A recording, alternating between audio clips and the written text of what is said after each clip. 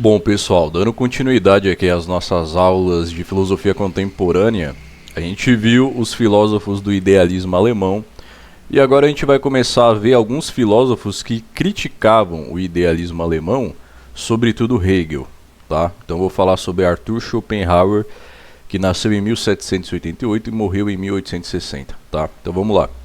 Arthur Schopenhauer se colocou contra o idealismo alemão, especialmente contra Hegel. Hegel defendia que o mundo é racional e que a história é o progresso do espírito rumo à liberdade. Para Hegel, tudo o que é real faz parte de um processo lógico e racional. Schopenhauer discordava profundamente disso. Para ele, o mundo não é racional nem otimista, mas marcado por sofrimento, conflito e desejo sem fim. Ele achava que Hegel criava um sistema complicado demais, com uma linguagem difícil que impressionava as pessoas, mas que não trazia a verdadeira clareza filosófica. Chegou a dizer que Hegel não era um verdadeiro filósofo, mas alguém que escrevia de forma confusa para parecer profundo.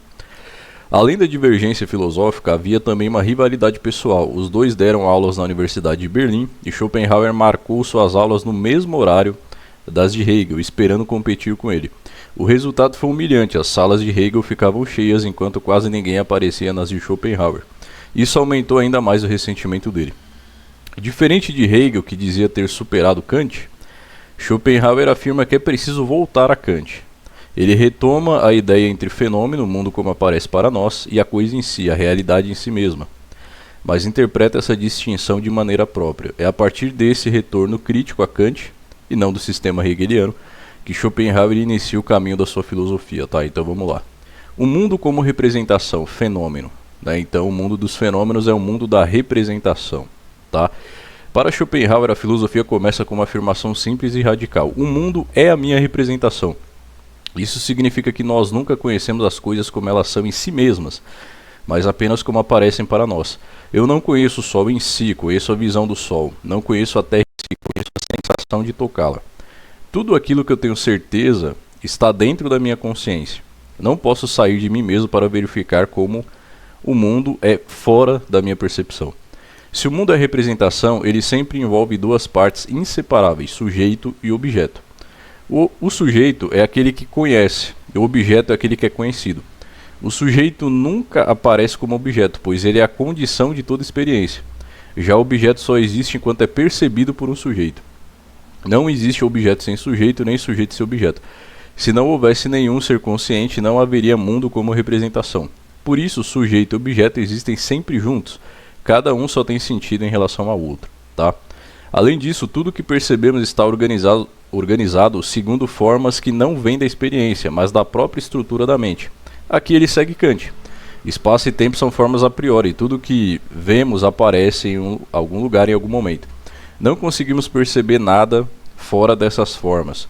Schopenhauer simplifica ainda mais o sistema kantiano ao dizer que todas as categorias podem ser reduzidas a uma só, a causalidade. Nosso intelecto organiza o mundo sempre em termos de causa e efeito. Assim, o mundo da experiência é uma rede necessária de relações causais. Tá? Então aqui ele não foge muito do que a gente viu no próprio Kant, né? A diferença é que ele deixa claro aqui a relação do sujeito e objeto, né? E o Kant ele tinha todas aquelas categorias, né, do entendimento, e o Schopenhauer diz que tudo vem da categoria aqui da causalidade, ok?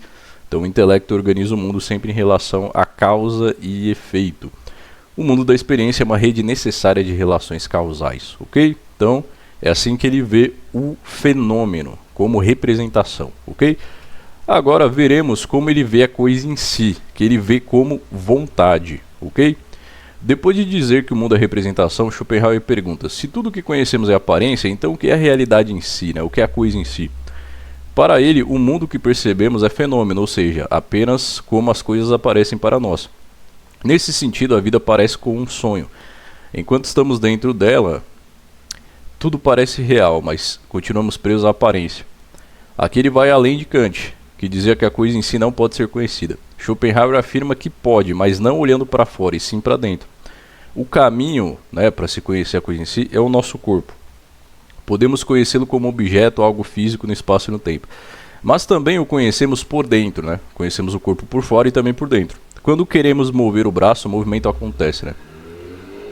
O querer e o movimento são a mesma coisa vista de dois modos. Por isso ele diz que o corpo é a vontade tornada visível, né? Então você quer mexer o seu braço mexe, ok? Ao olhar para dentro, descobrimos que a nossa essência não é a razão, mas a vontade, ok? Um impulso de desejar, agir e continuar existindo. E essa vontade não está só em nós, é a essência de toda a realidade. Ela aparece na natureza como força, como gravidade, enfim, nos animais como instinto e no homem como desejo consciente, tá? Por trás de todos os fenômenos existe uma única realidade, a vontade. Ela é cega e irracional e nunca se satisfaz. Por isso o mundo é marcado por luta e insatisfação constante. Diferente de Hegel, que via a realidade como racional, Schopenhauer afirma que a essência do mundo é uma força irracional e incessante, a vontade. Ok? Então, como é que a gente lida com essa vontade, né, que não é racional, tá? É totalmente irracional. Libertação e redenção. Se a essência do mundo é a vontade, se a vontade é um impulso cego e insaciável, então a consequência é clara: viver é sofrer. A vontade é sempre desejo, e desejar significa faltar algo.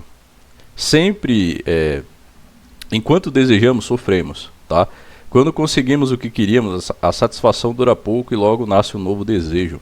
Se não há desejo, surge o tédio. Isso aqui é uma coisa muito real, né? A gente deseja muito as coisas, quero tal coisa, quero tal coisa. Quando a coisa parece muito distante. Aí quando você finalmente consegue, você... não era tudo aquilo que eu queria, né? E aí você entra no modo de tédio e busca uma nova coisa, né?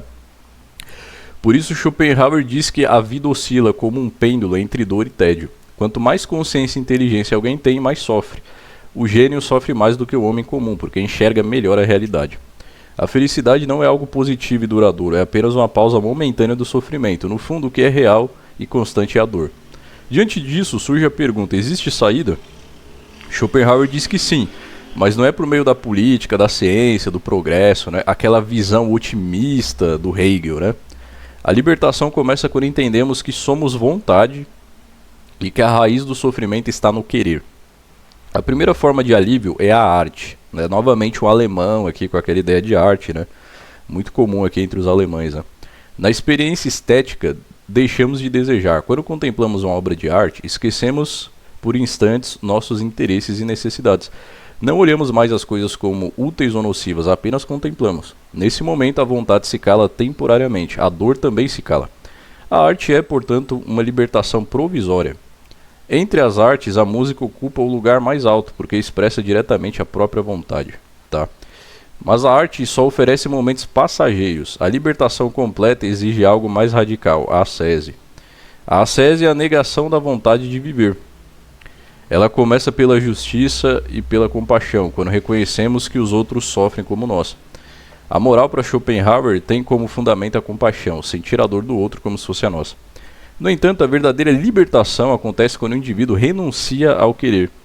Isso inclui renúncia aos desejos, ao egoísmo, à busca pelo prazer e até o impulso de afirmação de vida. A castidade, a simplicidade voluntária e o desapego são formas dessa negação. Quando a vontade deixa de querer, o indivíduo se liberta. Ele rompe com o ciclo de dor e tédio. Esse estado lembra o ideal dos sábios hindus e dos ascetas cristãos, ok? Então, para concluir, assim a filosofia de Schopenhauer termina não em progresso, mas em renúncia. O mundo é vontade, vontade é sofrimento, e a salvação está em negar a própria vontade, tá? Então, essa foi a aula de hoje e até mais.